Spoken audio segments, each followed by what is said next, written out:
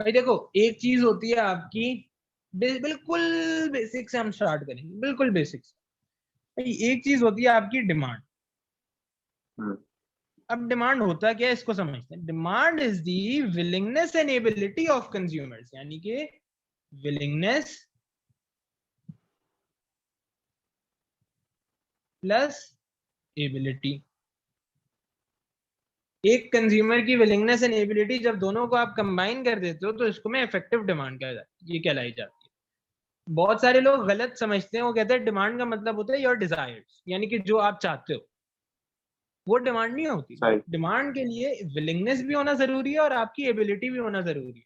भाई मैं ये बोलूँ कि मैं एक पर्टिकुलर लेट्स सपोज एक पर्टिकुलर प्रोडक्ट परचेज करना चाहता हूँ, प्रोडक्ट एक्स। मेरी सही विलिंगनेस है। तो है बट मेरी एबिलिटी नहीं है, तो वो मेरी डिमांड नहीं कहलाएगी, वो सिर्फ मेरी डिजायर कहलाएगी, वो मेरी विलिंगनेस कहलाएगी। सही है। इसीलिए जो बेसिक ग्राफ है, बिल्कुल बेसिक ग्राफ है, वो हमें ये बताते हैं कि यार डिमांड कर्व जो है ना वो हमेशा डाउनवर्ड स्लोपिंग होता है। वाई एक्सिस जो है उस पे आप रख दें अपनी प्राइजेस, एक्स एक्सिस पे क्वांटिटी। क्यों डाउनवर्ड स्लोपिंग है वो मैं बताता हूँ। Because there is inverse relationship between price and quantity demand. ये चीज तो आपको भी पता है कि जब एक कंज्यूमर ज्यादा प्राइस जब उसको लगती है तो वो कम यूनिट्स परचेज करता है। सही है ना। और जब एक पर्टिकुलर प्रोडक्ट की प्राइसेस डिक्रीज होती हैं तो वो कंज्यूमर ज्यादा यूनिट्स परचेज करता है। अब लेट्स सपोज मैं एक एग्जांपल देता हूँ। मैं इस प्रोडक्ट की पहले प्राइस जो चार्ज कर रहा था वो कर रहा था let's suppose $10। Now I have reduced the price to $8। पहले जो कंज्यूमर डिमांड कर रहे थे ये पर्टिकुलर प्रोडक्ट, वो थी उनकी डिमांड लेट्स सपोज 100 यूनिट्स, और जब प्राइस मैंने $8 कर दिया है तो अब इनकी डिमांड हो गई है 120 यूनिट्स। ये जो मूवमेंट अलोंग द डिमांड कब आ रहा है, इसको हम बोलते हैं extension in demand.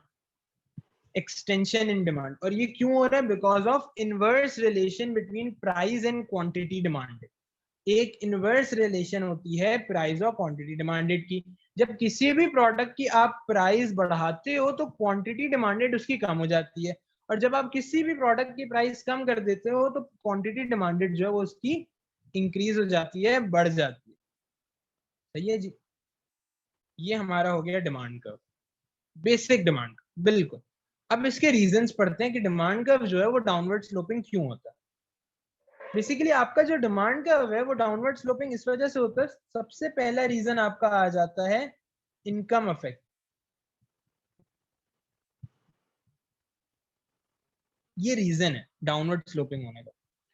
Income effect हमें ये कहता है कि यार कोई भी प्रोडक्ट हो, अगर आप उसकी प्राइस जो है वो कम चार्ज करते हो तो रियल इनकम आपकी बढ़ जाएगी, यानी कि आपकी परचेजिंग पावर। जी बेटा। जी जी सर, बढ़ जाएगी शायद। परचेजिंग पावर बढ़ जाएगी ना। तो इनकम इफेक्ट हमें ये कहते हैं कि जब किसी भी प्रोडक्ट की प्राइस कम होती है तो अब आप you can purchase more units of that particular good with same amount of income. Same amount of income के साथ आप ज्यादा यूनिट्स अब परचेज कर सकते हो। इस चीज को हम बोलते हैं इनकम इफेक्ट। अगला रीजन होता है आपका सब्सटीट्यूशन इफेक्ट। यहाँ पे लिख देते हैं सब्सटीट्यूशन इफेक्ट। सब्स्टिट्यूशन इफेक्ट हमें ये कहता है कि यार जब किसी भी पर्टिकुलर प्रोडक्ट की प्राइस चेंज होती है तो उसके सब्स्टिट्यूट की डिमांड पे भी फर्क पड़ता है। मैं आपको समझाता हूँ। फर्स्ट कर लें, मेरा प्रोडक्ट एक्स है। सही है।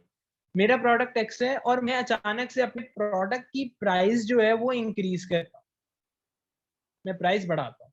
जब मैं प्राइस इंक्रीज करूंगा तो मुझे बेटा एक बात बताओ, बहुत सारे ऐसे कंज्यूमर्स नहीं होंगे जो उसके सब्स्टिट्यूट की तरफ चले जाएंगे उस पर्टिकुलर प्रोडक्ट के? जी सर, ऐसे ही। होंगे ना ऐसे, जो बहुत सारे हम्म। कंज्यूमर्स ऐसे होंगे जो बोलेंगे यार इनसे खरीदने का फायदा ही नहीं है, तो बहुत एक्सपेंसिव पड़ रहा है हमें, तो हम इसके हम्म। सब्स्टिट्यूट की तरफ चले जाते हैं। वो इसके सब्स्टिट्यूट की तरफ चले जाएंगे। ये दो रीजंस की वजह से हम कह सकते हैं कि जो हमारा डिमांड कर्व है that will always remain downward sloping. Downward sloping का मतलब है कि भाई जैसे जैसे प्राइस इंक्रीज होती है क्वांटिटी डिमांडेड डिक्रीजेस, और जैसे जैसे प्राइस डिक्रीज होती है क्वांटिटी डिमांडेड इंक्रीजेस। अच्छा, ये चीज हमें समझ आ गई।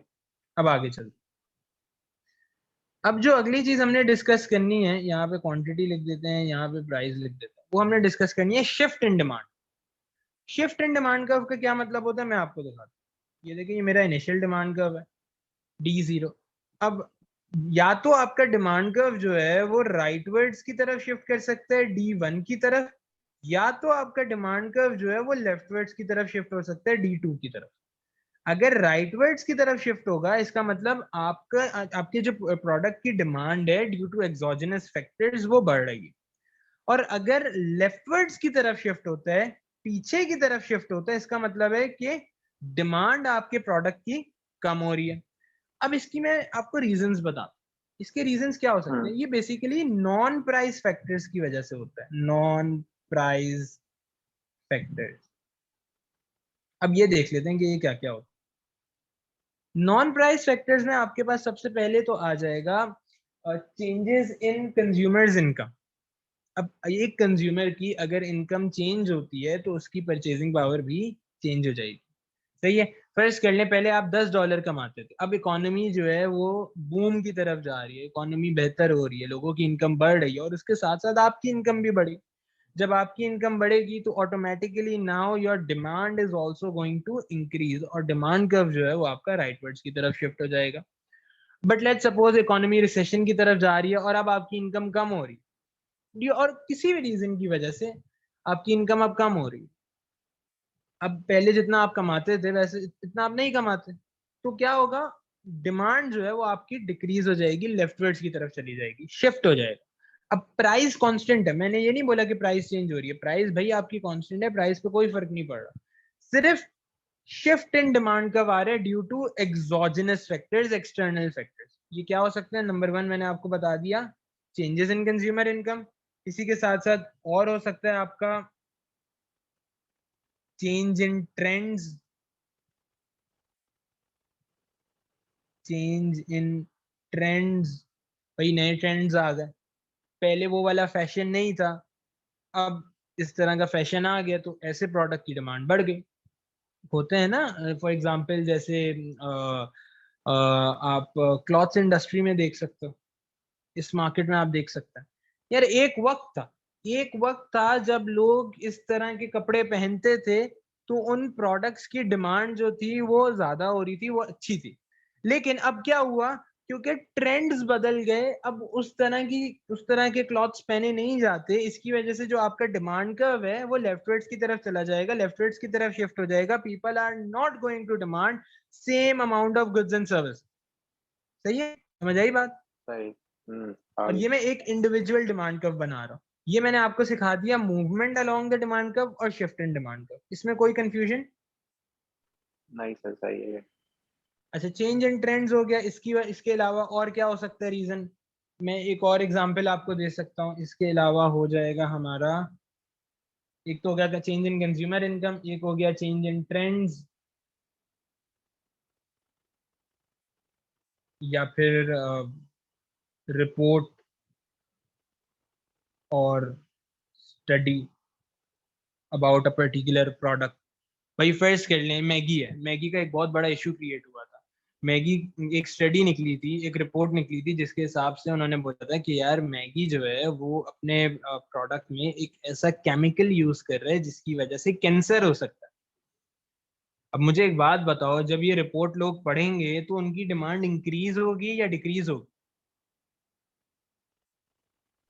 डिक्रीज होगी sir. Movement along the demand कब आएगा या शिफ्ट इन डिमांड कब आएगा? शिफ्ट इन डिमांड कब आए? राइटवर्ड्स की तरफ आएगा या लेफ्टवर्ड्स की तरफ आएगा? लेफ्ट की तरफ। शाबाश, मतलब तुम्हें ये समझ आ रहा है, दोनों में ये डिफरेंस हम्म। समझ आ रहा है। सही है, अब मैं इसको इरेज कर देता हूँ। वैसे पता है आपको, ये आपके बिजनेस स्टडीज में भी है, ये इसका पार्ट है। हाँ, ये एएस का तो नहीं था। ये एएस का पार्ट है बिल्कुल। Price elasticity of demand, price अच्छा हाँ इलास्टिसिटी ऑफ ये तो हाँ हाँ आया।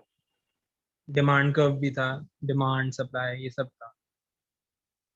अच्छा जी, मैं इसको इरेज कर देता हूँ। ये ग्राफ तो हमें समझ आ गया, ठीक है। अब हम आगे चलते हैं। अब हमने सीखना है ग्राफ किसका, price elasticity of demand, PED। Price elasticity of demand क्या होता है, ये हमें बताता है it measures responsiveness of quantity demanded due to change in price. It measures responsiveness of quantity demanded due to change in price. यानी कि लोग किस तरह से रिस्पॉन्ड कर रहे हैं to a change in price. अगर मैं अपनी प्राइजेस चेंज कर रहा हूं, तब्दील कर रहा हूं, तो क्या बहुत सारे ऐसे लोग हैं जो मेरे प्रोडक्ट कंज्यूम करना छोड़ रहे हैं, या कम ऐसे लोग हैं जो मेरे प्रोडक्ट अब कंज्यूम नहीं करते, ये मुझे देखना पड़े। इसके लिए मैं पीईडी कैलकुलेट करूंगा। अगर मेरी पीईडी की वैल्यू जो है वो ग्रेटर देन 1 है, इसका मतलब है प्रोडक्ट जो है वो आपका इलास्टिक होगा। अगर पीईडी की वैल्यू जो है वो लेस देन 1 है, इसका मतलब प्रोडक्ट है वो आपका इनइलास्टिक होगा। अब ये भी डिफरेंस समझ लेते हैं, what's the difference between elastic and inelastic demand. Elastic demand का मतलब ये होता है कि percentage change in quantity demanded is greater than percentage change in price. मैं यहाँ पे लिख भी देता हूँ, percentage change in quantity demanded is greater than percentage change in price. यानी कि बहुत सारे ऐसे लोग हैं that are responsive to a change in price. जब आपकी प्राइस चेंज हो रही है, जब आपकी प्राइस तब्दील हो रही है, तो बहुत से ऐसे लोग हैं जिनको इससे फर्क पड़ता है। क्लियर है,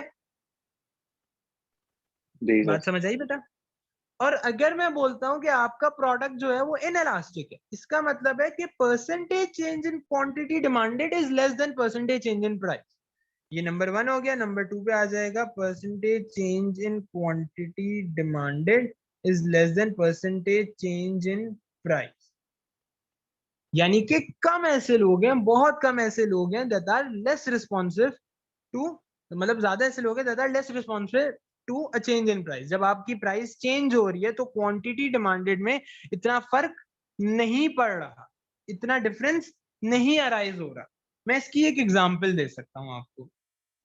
फर्ज कर लें एक प्रोडक्ट है, सही है, जिसके बहुत सारे कंपेटिटर्स हैं मार्केट में। वो प्रोडक्ट बहुत सारे लोग हैं जो बेचते हैं। मुझे एक बात बताओ, ऐसे प्रोडक्ट की डिमांड जो है वो इलास्टिक होगी या इनइलास्टिक होगी? सर इलास्टिक होगी।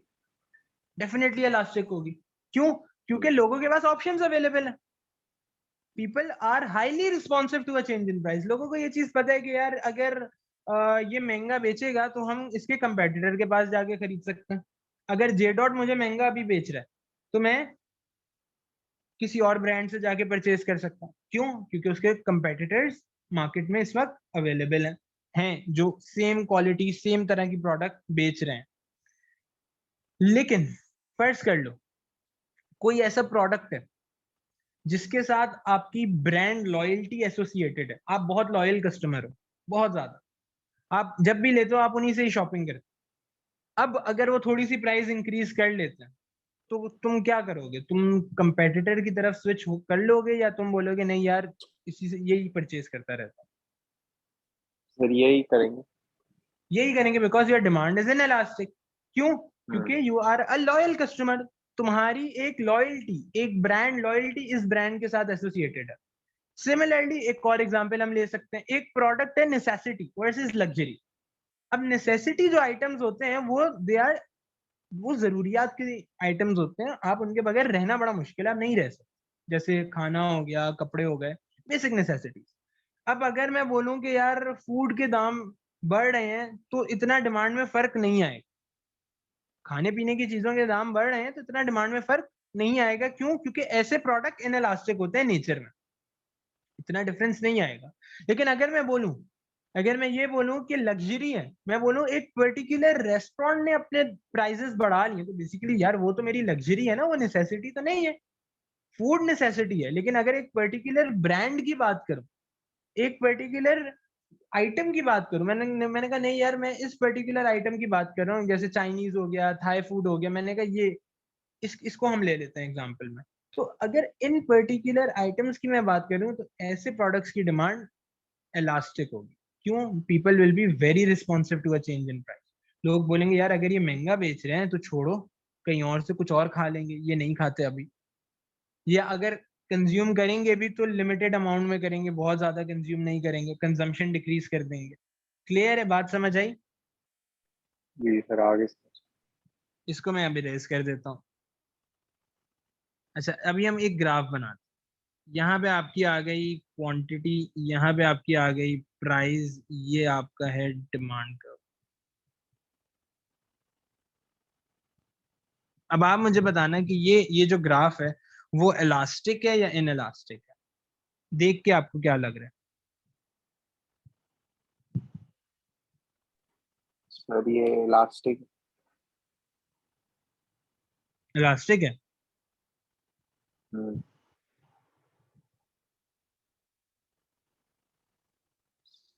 पक्की बात है? जी। ये देखो प्राइसेस वो कितनी ज्यादा बढ़ा रहा है। ये वाला बॉक्स बड़ा है या ये नीचे वाला? अच्छा सही।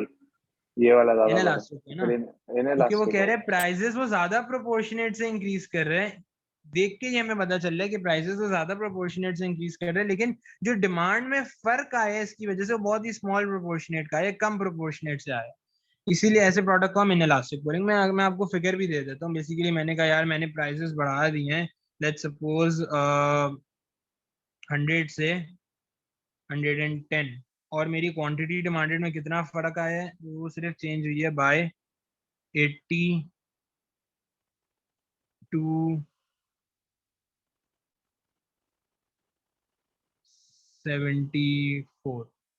सही है, 80 से 74 पे चली गई। अगर तुम इसका पीईडी कैलकुलेट भी करते हो तो भी वो आपको बताएगा कि यार ये प्रोडक्ट आपका इनइलास्टिक है। क्लियर है? बात समझ आई? जी सर, आगे। एक चीज हमेशा याद रखना, जब आपका प्रोडक्ट इनइलास्टिक होगा तो हमेशा ये रिकमेंडेशन डाल देना कि जो सप्लायर है they should increase prices in order to maximise revenue. ज्यादा पैसे कमाने के लिए उनको प्राइजेस बढ़ानी चाहिए। क्यों? क्योंकि कंज्यूमर को इतना फर्क नहीं पड़ रहा due to a change in price. तो भाई ज्यादा प्रॉफिट कमाना चाहिए ना, ज्यादा रेवेन्यू कमाना चाहिए, रेवेन्यू मैक्सिमाइज करना चाहिए। तो इसलिए ऐसे प्रोडक्ट के लिए हम क्या बोलेंगे? सप्लायर को, प्रोड्यूसर को प्राइसेस जो है वो ज्यादा चार्ज करनी चाहिए in order to maximise revenue. और अगर आपका प्रोडक्ट इनइलास्टिक, अगर आपका प्रोडक्ट इनइलास्टिक होता है तो आप बोलोगे कि सप्लायर को या प्रोड्यूसर को प्राइसेस कोशिश करनी चाहिए कि डिक्रीज करें in order to increase sales and maximise revenue, because it might be possible कि यार उसको बहुत ज्यादा कंपटीशन फेस हो रहा है, वो बहुत जो है क्या कहते हैं, सर्वाइवल उसके लिए बहुत मुश्किल है। ऐसे केस में प्राइसेस जो है वो उसको कम रखनी चाहिए ताकि सेल्स उसकी बढ़े और जो रेवेन्यू है वो उसका मैक्सिमाइज हो सके। क्लियर है? बात समझ आई? जी सर, आगे। याद रखो इनइलास्टिक में prices should be charged higher in order to maximise revenue. Elastic में prices should be set lower in order to maximise revenue. क्यों इलास्टिक में इस तरह से? ताकि जो दूसरे कंपेटिटर के कस्टमर्स हैं वो भी आपके पास आ जाए, वो भी अट्रैक्ट होके कि यार ये सस्ते में चीज दे रहे हैं, वो भी आपके पास आ जाएंगे। सही है? चलें जी। अच्छा मैं ये मीटिंग एंड कर रहा हूँ, फिर एक और मीटिंग सही है। स्टार्ट करें।